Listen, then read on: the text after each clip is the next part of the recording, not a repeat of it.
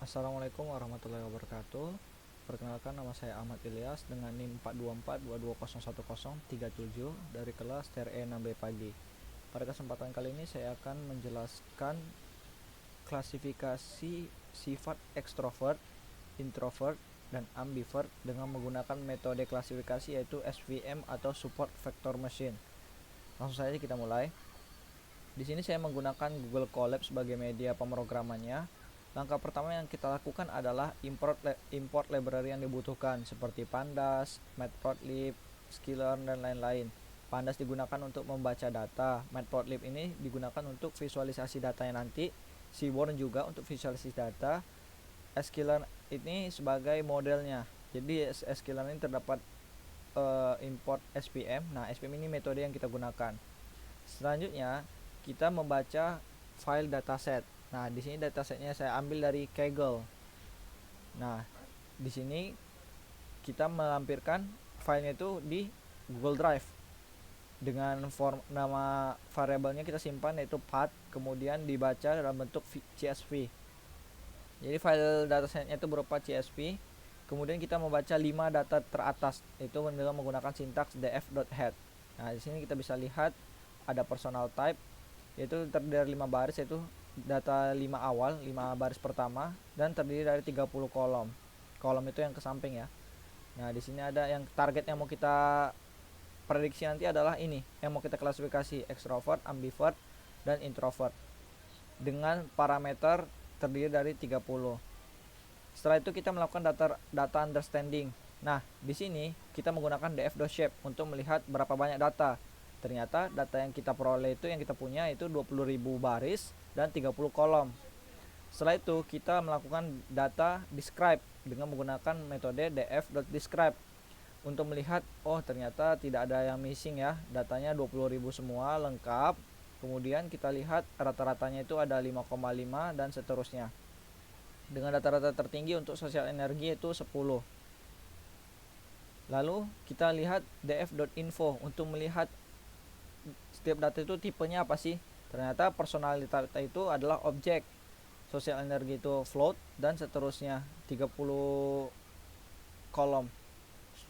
Nah, personality type ini yang kita target sebagai objek. Nah, di SPM ini kan kita harus mengkonvertnya menjadi angka agar bisa diprediksi atau diklasifikasi. Kalau objek ya tidak bisa, makanya kita nanti akan melakukan labeling.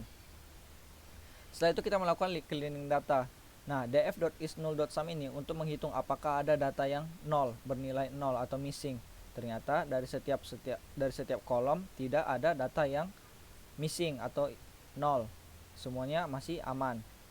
Lalu kita melihat data duplicate. Apakah ada data yang duplicate? Ternyata setelah kita melakukan df.duplicated.sum itu tidak ada data yang duplicate. Berarti data ini clean atau bersih. Selanjutnya kita melakukan proses EDA atau exploratory data analysis. Kita akan menghitung berapa sih jumlah personality type atau sifat yang akan kita prediksi. Ternyata jumlahnya itu extrovert lebih banyak dibanding ambivert. Extrovert itu 6.857, ambivert 6.573, introvert dan 6.570. Kemudian kita visualisasikan menggunakan count plot, yaitu Seaborn tadi. Nah, Seaborn ini kegunaannya untuk memvisualisasikan dalam bentuk count plot. Ternyata dalam bentuk count plot extrovert lebih banyak. Ya, beda-beda tipis lah dengan data lainnya. Setelah itu kita ubah dalam bentuk pie chart. Lalu kita convert menjadi persentase. Ternyata extrovert persentasenya adalah 34,28%. Data set kita itu lebih banyak memprediksi atau mengklasifikasi extrovert dibanding dengan introvert dan ambivert. Setelah itu kita akan melihat nih rata-rata karakteristik parameter yang digunakan untuk memprediksi sifat seseorang. Nah, contohnya kita menggunakan ini parameter rata-rata menghabiskan waktu sendiri. Jadi kan ada extrovert, introvert, dan ambivert. Kita akan melihat mana yang lebih dominan menghabiskan waktu sendiri dari 3 karakteristik tersebut. Ternyata setelah kita visualisasikan, orang introvert cenderung lebih banyak menghabiskan waktu sendiri daripada extrovert dan ambivert. Ya jelas, introvert memang lebih senang sendiri dibanding karakteristik yang lain seperti extrovert dan ambivert. Apalagi extrovert kan orang yang mudah berbaur dengan orang lain gitu. Setelah itu kita lakukan penyebaran karakteristik nih dari setiap parameter. Ternyata orang yang ambivert, kalau kita lihat yang warna ungu, itu lebih tersebar dia datanya. Mau bekerja sama atau work type collaboration, gadget usage-nya sedikit. Tapi kalau orang yang introvert itu penggunaan waktu sendirinya lebih dominan nih di sini, di data ini. Kalau kita skalakan dari 0 sampai 7, dia ada di skala 7.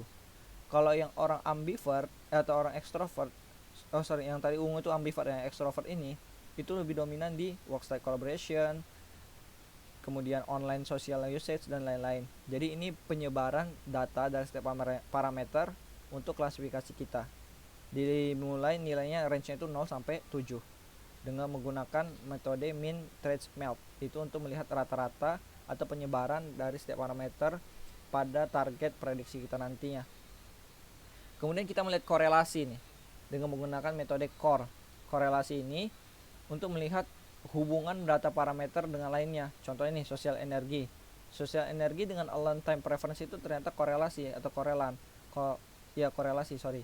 Jadi dia ada memiliki keterkaitan. Kalau misalnya 0 semakin ungu dia, itu artinya ada nilai korelasinya atau ada hubungannya. Tapi kalau misalnya semakin jauh, bukan semakin ungu ya, kalau nilainya semakin menuju ke angka 1, itu artinya data tersebut korelasi gitu. Jadi kalau angka 1 ini kita lihat nih, sosial energi angka 1 dengan sosial energi ya tentunya korelasi lah ya. Nah kemudian seperti yang saya katakan tadi, kita akan lakukan labeling data dari setiap target prediksi kita. Nah di sini target kita adalah personality type.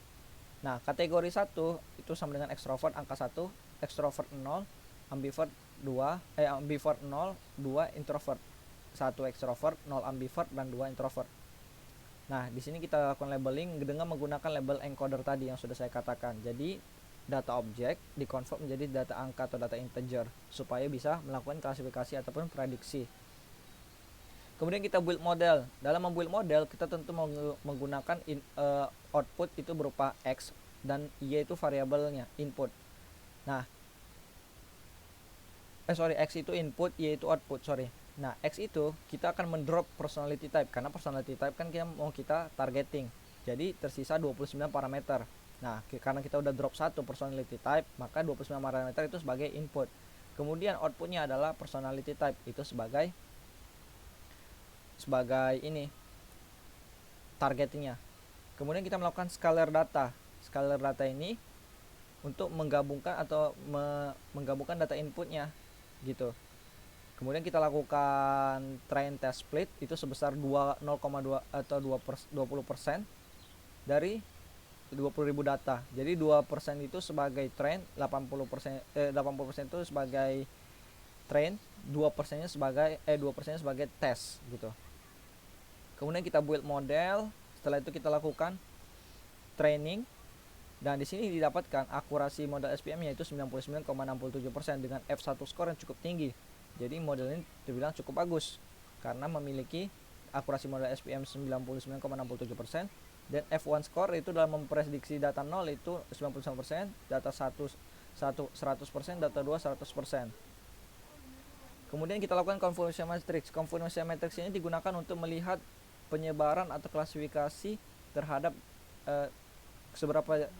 seberapa baik model dalam melakukan klasifikasi dari setiap data, mulai dari data 0, 1, dan 2. Terlihat dari convolution matrix ini cukup baik ya, model cukup bagus. Kemudian kita di sini saya hanya sebagai alat bantu untuk melihat apa saja parameter-parameter yang terdapat dalam dataset. Kemudian saya lakukan tes model dengan data random. Data random seperti ini. Setelah itu kita buat ke data frame. Dalam bentuk data frame menggunakan data pd.dataframe. Itu pd ini import ini ya, pandas. Setelah itu sama dengan tadi, lakukan scalar data. Setelah itu kita jadikan dia sebagai data input. Nah, jika nilai 0, maka ambivert, 1 extrovert, 2 itu introvert. Maka lakukan prediksi, print prediksi. Jadi melakukan predik menggunakan model tadi berdasarkan inputan data ini. Maka jawabannya adalah introvert prediksinya, begitu. Cukup sekian dari video saya. Lebih dan kurangnya mohon maaf. Assalamualaikum warahmatullahi wabarakatuh.